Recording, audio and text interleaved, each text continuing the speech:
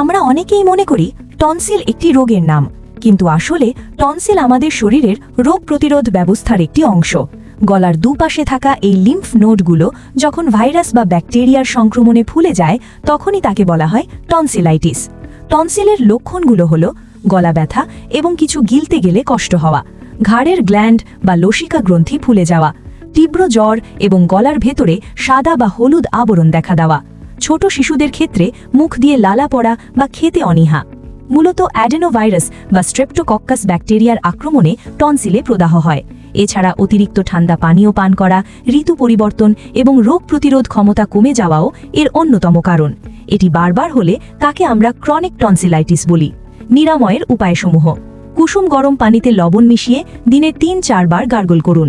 প্রচুর পরিমাণে বিশ্রাম নিন এবং উষ্ণ তরল খাবার খান। ঠান্ডা খাবার এবং আইসক্রিম পুরোপুরি এড়িয়ে চলুন। এছাড়া সঠিক চিকিৎসার মাধ্যমে টনসিলকে নিরাময় করা সম্ভব। হোমিওপ্যাথি ঔষধ টনসিলের জন্য খুবই উপকারী, তাই আপনার পাশে আছে কিওর হোমিও চেম্বার।